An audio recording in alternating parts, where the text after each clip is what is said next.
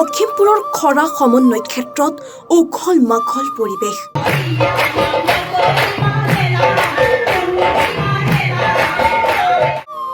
লখিমপুৰৰ বিহপুৰীয়াত সদৌ অসম ভাওনা সমাৰোহৰ তৃতীয়টো দিন। একেলগে 1250 গৰাকী আইমাতৃয়ে পৰিৱেশন কৰিলে দিহানাম।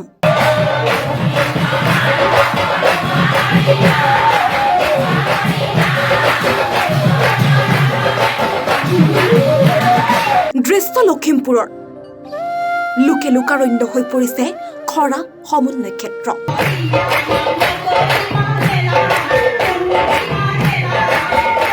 বিভিন্ন প্ৰান্তৰ পৰা অহা ৰাইজে ভৰি পৰিছে খৰা সমন্বয় ক্ষেত্ৰ। লখিমপুৰৰ বিহপুৰীয়াত অনুষ্ঠিত কৰা হৈছে সদৌ অসম ভাওনা সমাৰোহ। ভাওনা সমাৰোহৰ আজি তৃতীয়টো দিন। তৃতীয় দিনৰ কাৰ্যসূচী হিচাপে একেলগে প্ৰায় 1250 গৰাকী মহিলা আইমাতৃসকলে দিহানাম পৰিৱেশন কৰিছে।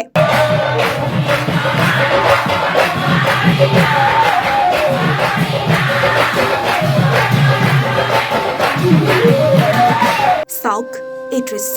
1250 গৰাকী আইমাতৃৰ দিহানামেৰে মুখৰিত হৈ পৰিছে খৰা সমন্বয় ক্ষেত্ৰ।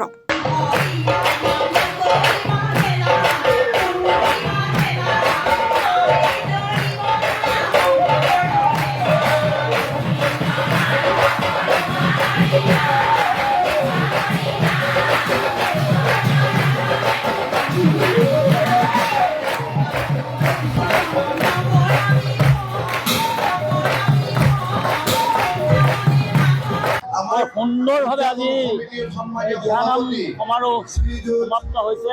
1200ৰো অধিক মহিলাই বিভিন্ন অঞ্চলৰ এই পূব দিকং অঞ্চলৰ 42খন গাঁৱৰ মহিলাসকল আজি এতিয়া সমবেত হৈছে। এটা সুন্দৰ পৰিৱেশ, উলহ-মালহৰ পৰিৱেশ, ভাওনা সমাৰোহ ৰাখি অনুষ্ঠান আজি পালন কৰা হৈছে। গতিকে এই অঞ্চলৰ নামৰ ধ্বনি যাতে সমগ্ৰ অসমত বিয়পি পৰে এই আশা আমি ৰাখিছোঁ আৰু সকলোৰে সহযোগিতা পাইছোঁ। আইসকলে আজি এমাহজোৰা দিহানামৰ যি প্ৰতিযোগিতাৰ যি প্ৰশিক্ষণ ল'লে তাকে আজি সুন্দৰভাৱে পালন হৈছে আৰু বিশিষ্ট ব্যক্তিসকল আহি ইয়াত উপস্থিত হৈছে। ইয়াতে তিনিদিনীয়া ভাওনা দুদিন পাৰ হৈ গৈছে, আজি তৃতীয় দিনীয়া। এই তৃতীয় দিনীয়াও সন্ধিয়া 5 বজালৈকে ভাওনা সমাৰোহ আৰম্ভ হ'ব। ভাওনাৰ প্ৰতিযোগিতা বিভিন্ন দলবিলাক ইয়াত আহি সমবেত হৈছেহি। গতিকে ৰাইজৰ যি অকুণ্ঠ সহায় সহযোগ উলহ-মালহ পৰিৱেশ, এই পৰিৱেশে এই গোটেই সমগ্ৰ অঞ্চলটোত এটা শান্তিৰ বাণী, এটা সুখ আৰু সমৃদ্ধিৰ যাতে ইয়াত বিৰাজমান হয় তাৰ কামনা কৰি ৰাইজে সেৱা প্ৰাৰ্থনা জনাইছে।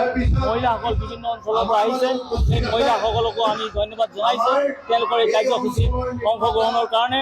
সকলোকে আমি সহায় যিধৰণে সেৱা সৎকাৰ কৰিব লাগিছিল পৰা নাই, গতিকে সকলোৱে আত্মসন্তুষ্টি প্ৰকাশ কৰিছে। নিউজ ডেস্ক, সচ দ্য ৰিয়েলিটি।